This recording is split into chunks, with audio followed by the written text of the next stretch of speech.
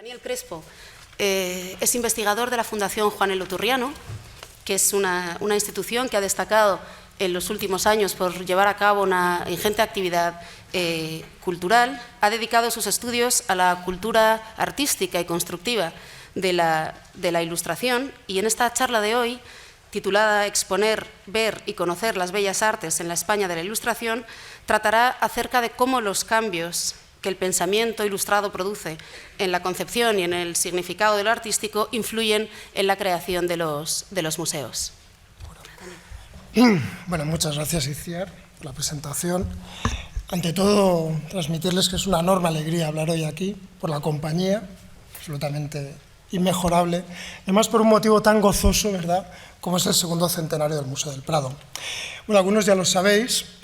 y Itziar lo ha apuntado, una de mis líneas de reflexión se ha centrado en la cultura artística de la Ilustración, en ciertos autores, pero también en una serie de problemas, de aspectos, como los relatos de viajes, la prensa, las expediciones, la crítica en la literatura artística, que nos permiten entender mejor, pues ha sido mi intención o mi esperanza, entender mejor cuál es la posición, el lugar de lo artístico, su consideración entre finales del siglo XVIII y principios del siglo XIX. Que no es una cronología azarosa, porque es en este momento cuando se produce una serie de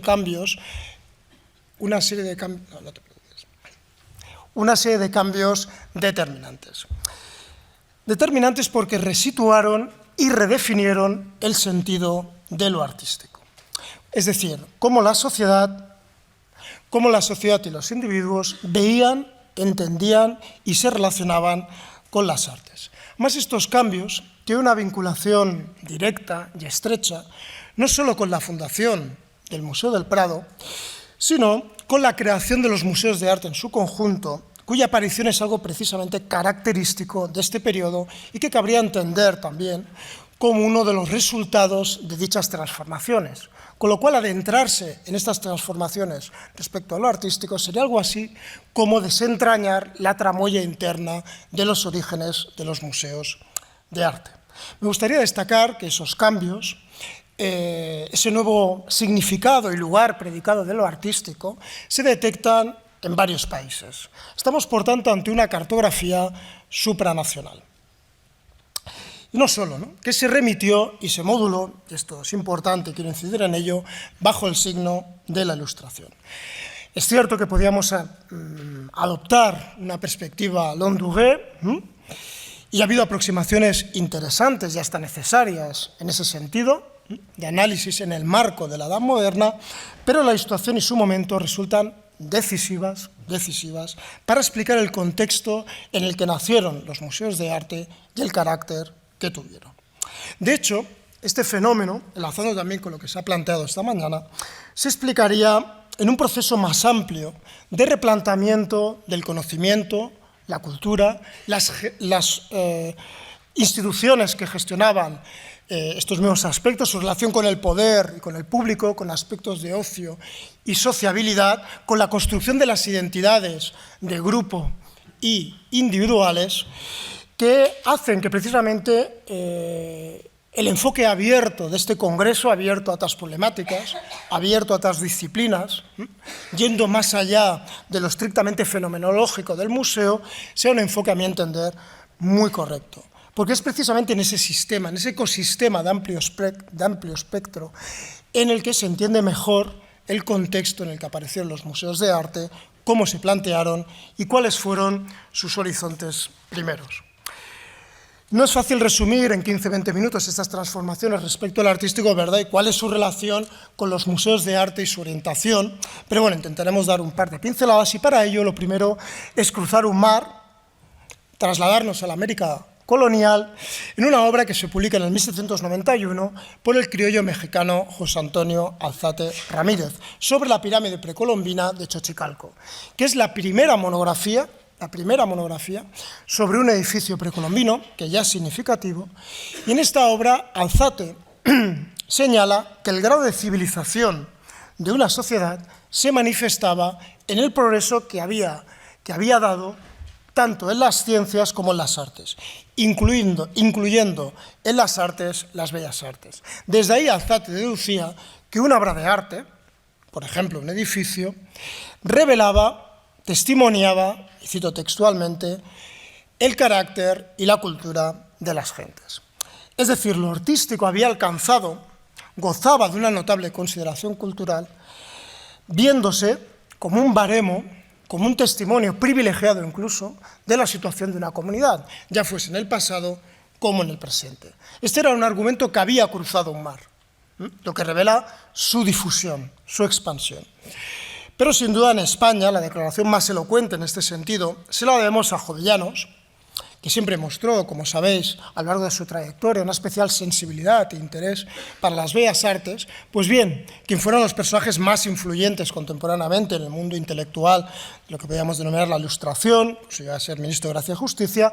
durante sus primeros años del siglo XIX, en el que estuvo encarcelado en la isla de Palma de Mallorca, desarrolló una amplísima actividad intelectual, un poco para, como él decía, para despistar los sinsabores que le había conllevado precisamente su encarcelamiento. Pues bien, dentro de esta actividad se dedicó a estudiar, a analizar, a ver, como nunca antes había hecho, los imponentes monumentos góticos de Palma de Mallorca. Escribió una serie de textos, que seguramente son los textos más deslumbrantes de la literatura artística de la Ilustración, que conocemos hoy en día como las memorias histórico-artísticas de arquitectura, en la que afirmó, como una suerte de encabezamiento, ¿no?, de legitimización de esos textos, que el origen y progresos de las bellas artes, vuelvo a citar textualmente, eran un indicio harto seguro de la cultura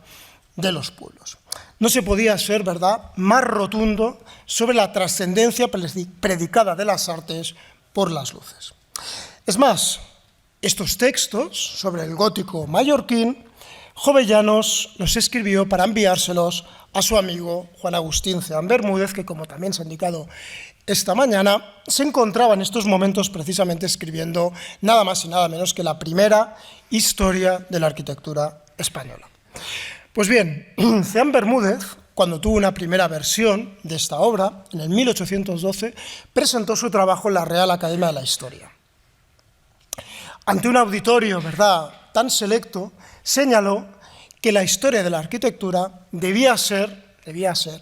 formar parte, ineludiblemente, del relato del pasado del país, es decir, era historia del país. Luego la proyección, y esto es importante, ¿no?, el significado cultural, histórico también de las artes, estaba consolidado, sí, y se estaba extendiendo, y como ven, más allá de los límites estrictamente disciplinares. Desde esta concepción se explicaría, a mi entender, que las artes, o explicaría mejor, que las artes definiesen no de una manera nueva, pero sí cada vez más insistente, que pasasen a definir lo colectivo. Tanto una ciudad, o una capital, como hemos visto también esta mañana, como también una comunidad. Ese concepto de creciente importancia ideológica y política como era el de nación. De hecho, también en la línea que se ha comentado esta mañana, la muy rica, tal vez demasiado rica literatura apologética española de finales del siglo XVIII, que listaba todas las aportaciones culturales que se consideraban de mayor prestigio, ¿verdad?, fue recurrente la cita, como les decía, del patrimonio artístico. Y también la dirección contraria a los proyectos vinculados con las bellas artes, y en especial y por supuesto aquellos que estaban vinculados con la difusión del patrimonio, tuvieron ese carácter declaradamente vindicativo de las producciones artísticas nacionales, como es el caso del museo, de los museos, no solo del Museo del Prado, sino de los museos europeos en general. De hecho, estos museos acabaron jugando, los museos, digamos, de tipo nacional, acabaron jugando un papel destacadísimo en la definición y en la codificación de aquello que se consideraba lo nacional. Esta enjundia, predicada de lo artístico para lo colectivo,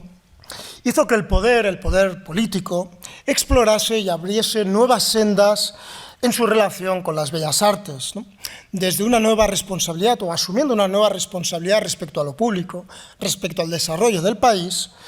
El poder, y ahí coincidieron, aunque desde valores evidentemente distintos, pero coincidieron tanto las monarquías absolutas como los gobiernos revolucionarios, ampliaron y muchas veces profundizaron en la vinculación con las artes, ya que ofrecía la posibilidad de presentarse como beneficiosos y benéficos, ya sea para los vasallos o para sus ciudadanos. Así, el poder no dudó en mostrarse como protector de las artes, lo cual no era algo precisamente inédito, ¿verdad?, pero que ahora, como comentaba, se proyectó en más y en renovadas direcciones. Y esto se constata tanto en las medidas que impulsó, algunas de ellas vinculadas a la difusión y protección del patrimonio, como en los valores que le proporcionaba al mismo poder, que iban ya bastante más allá de la tradicional magnificencia. De hecho, un museo, y de esa vinculación privilegiada que tuvo con el poder, podía encarnar algunos o bastantes de esos valores, porque se entendía de esas categorías que hemos apuntado que mostraba la enjundia, el desarrollo de una comunidad y, por extensión, del poder que la dirigía. Por supuesto, revelaba igualmente la presunta ilustración de ese mismo poder al proteger una institución depositaria de cultura, pero que también la promovía. De hecho, un museo se definió por su carácter abierto al público y abierto a la sociedad para su aprovechamiento, aunque fuese evidentemente la sociedad que se consideraba significante, que ni siquiera bajo los gobiernos revolucionarios en este momento era toda la sociedad. Creo que el Prado tardó algo en contar con unas publicaciones, en dotarse con unas publicaciones que estableciesen una narración consolidada de su importancia e interés. Pero lo hizo en una serie de años, ¿no?, y lo hizo además en una dirección muy concreta. Yo solamente me detendré y citaré el Diccionario Geográfico de España, de Sebastián Miñano, de mediados de los años 20, porque creo que es en esta obra en la que aparece la primera gran y renovada descripción de Madrid tras la apertura del Prado. Pues bien, en esta obra, en el artículo sobre el Prado de Miñano, el museo, y además tanto, en relación también a lo que se ha comentado esta mañana, tanto el contenido como el contenedor, apareció como una institución, bueno, ya no emblemática, sino la más emblemática de la capital y del impulso regenerador que se decía, o al menos decían sus panegiristas, ¿verdad?, Fernando VII se encontraba promoviendo. Es decir, un museo de arte no solo podía ser, sino que de facto era ya un emblema capitalino, un emblema nacional, de un emblema del poder. Parece, por tanto, que las piezas, las categorías, ¿no?, de poder, de sociedad, de cultura, por supuesto de bellas artes, se resituaron, se reenfocaron bajo las luces, trazando un tablero, unas coordenadas, donde se encajaron y donde tuvieron sentido y lugar los museos de arte. Y de ahí ese enfoque necesariamente abierto al que hacía referencia. Pero no solo los cambios respecto al artístico se detectan en la dimensión más propiamente pública o colectiva. También se constatan, como os decía, en la esfera individual, aunque no sean dos dimensiones, ¿verdad?, fácilmente distinguibles o separables. En todo caso, en España, en este sentido, es importante que se detectan, como en el caso de Europa, la Europa contemporánea, la multiplicación de los fenómenos de contemplación y consumo de obras de arte, es decir, entendidas modernamente como artefactos estéticos, también históricos, incluso al margen de su posible función primigenia, ¿no? Diríamos que esa sociabilidad laica en relación a las artes, que se detecta ya con un perfil definido en el siglo XVI, en el siglo XVIII da un notable paso hacia adelante. En España, como os comentaba, se detectan a través de muchos y muy diversos ejemplos la visita de un público creciente a lugares tenedores, a lugares tradicionales tenedores de obras de arte, como podían ser palacios, iglesias, con la vista puesta en su patrimonio.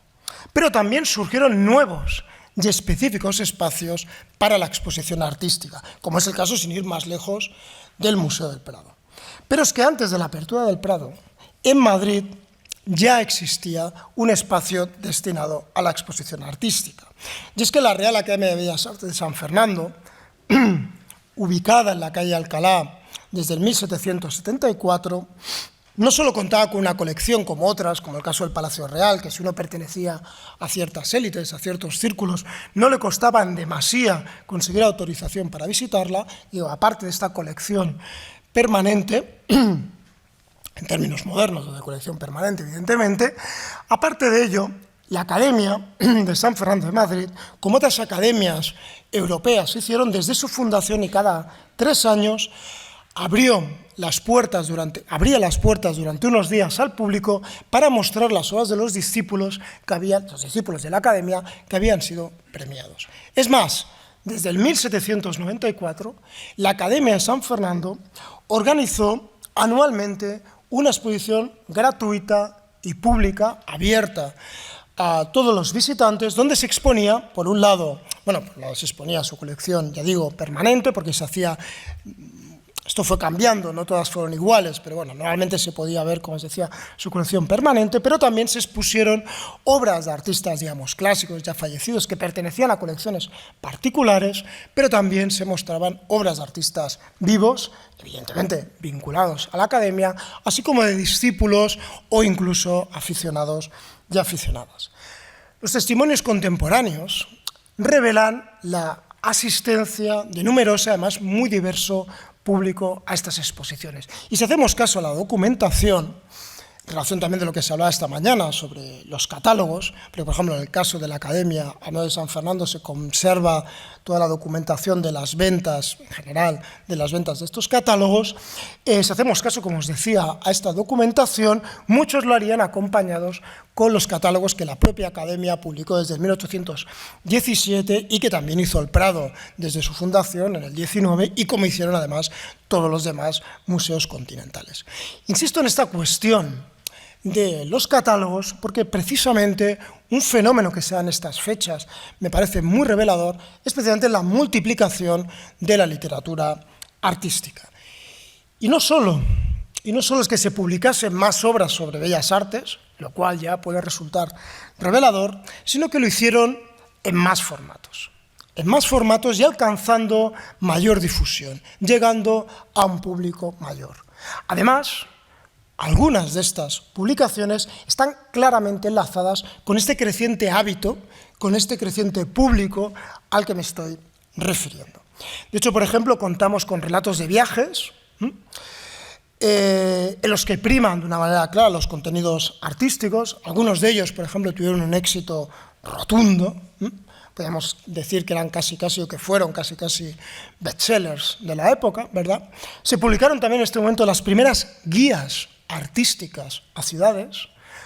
e incluso también las primeras descripciones artísticas de monumentos. De hecho, estas obras se solían publicar en un pequeño formato, en octavo, para que pudiesen ser cómodamente consultables o leídas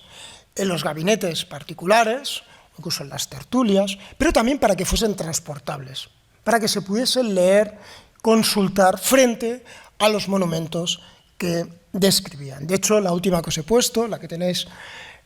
a vuestra derecha, es la descripción artística, ¿no? El título ya es significativo, Descripción artística de la Catedral de Sevilla, publicada en 1804, y en la que Ceán Bermúdez, fijaros, propone un recorrido histórico-artístico por la Catedral de Sevilla, olvidando, ignorando, orillando prácticamente la memoria piadosa y religiosa, nada más y nada menos que de un edificio como la Catedral Hispalense, ¿no? Creo que esto es bastante revelador de ese mirar que iba engrosando. Pero en cualquier caso, en este marco de mayor lectura, incluso de nueva lectura, creo que merece un punto y aparte la prensa periódica, que como sabéis es un género, que tiene su primer momento de esplendor y de florecimiento en estas décadas, bajo el signo de la Ilustración, que además estaba destinado a un público muy diverso, muy heterogéneo, con motivaciones muy distintas y muy diversas, estar al día de lo que ocurría, entretenerse simplemente, o las dos razones a la vez, ¿no? Pero considero que es muy significativo que un género de esta naturaleza presentase, y además no pocos, y apareciesen en un género de esta naturaleza, como os decía, artículos sobre bellas artes. Por ejemplo, sobre las exposiciones de la Academia, a la que me he referido, o como es el caso, no sé si se ve muy bien, pero el recuadro en rojo, ahí pone Real Museo de Bellas Artes de Madrid, creo que se puede muy bien, pero bueno, como es el caso, un artículo referido a las colecciones del Museo del Prado, revelando, por un lado, el estatus que habían adquirido estas iniciativas y estas disciplinas, y por otro lado también, que duda cabe, el eco, la trascendencia que habían tenido también, en parte al menos, de la población madrileña y por extensión de la población española. Por lo tanto, ver y leer, pero también conversar, escuchar, opinar sobre bellas artes se hizo más común y más habitual en la España y en la Europa de la Ilustración. Pero no solo fue una cuestión cuantitativa. De hecho, en un artículo también apareció en la prensa, en 1788, se señaló esto que estamos comentando, que las bellas artes se estaban convirtiendo en un tema algo así como de moda. Pero el articulista, además un articulista de enjundia, en el momento, en la cultura de la época, como era Ramón Cabrera Serrano, señaló, apostilló, que eso se daba especialmente, y cito textualmente de nuevo, entre aquellos que presumen de bien educados e instruidos. Es decir, lo artístico se definía como un ámbito de conocimiento necesario, ámbito de conocimiento apropiado y hasta necesario para quien desease presentarse ante los demás, pero también ante sí mismo, como alguien adecuadamente instruido. Es decir, lo artístico formó parte, se consolidó como parte de los códigos de comportamiento y los idearios de civilidad que la sociedad se encontraba modelando. De hecho, me gustaría incidir a ello no tanto por su importancia cuantitativa, sino cualitativa, y porque suele ser algo bastante olvidado, pero se empieza a constatar, en algunos casos,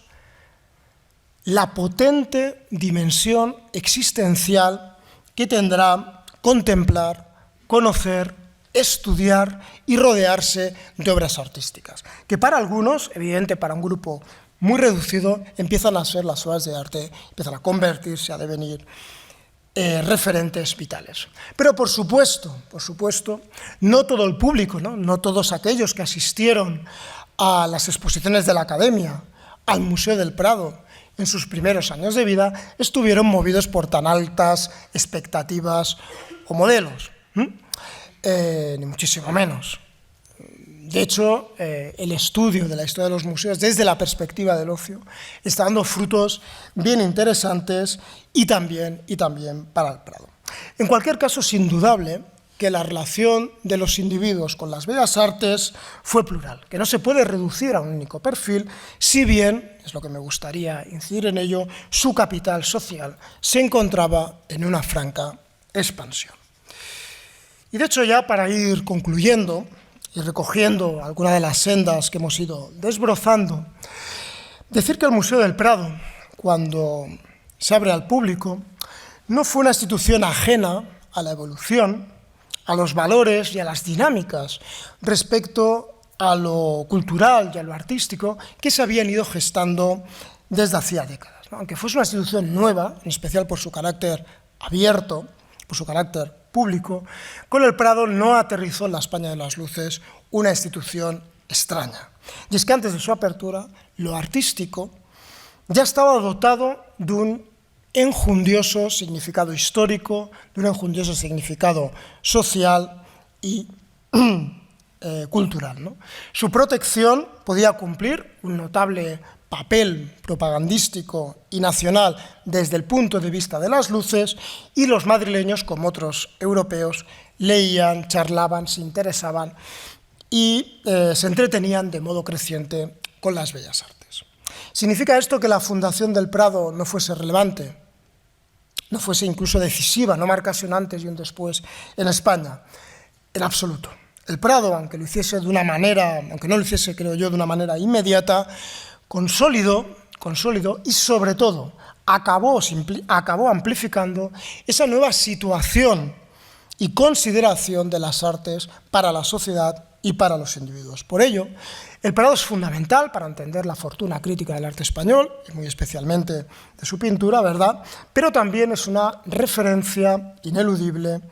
para comprender y reflexionar sobre el lugar, sobre la función y la naturaleza de lo artístico en España en los 2 últimos siglos. Una historia tremendamente sugestiva, en la que estamos inmersos todavía, que necesita una reactualización permanente y constante, como se ha puesto de manifiesto esta mañana, ¿no? Al buscar también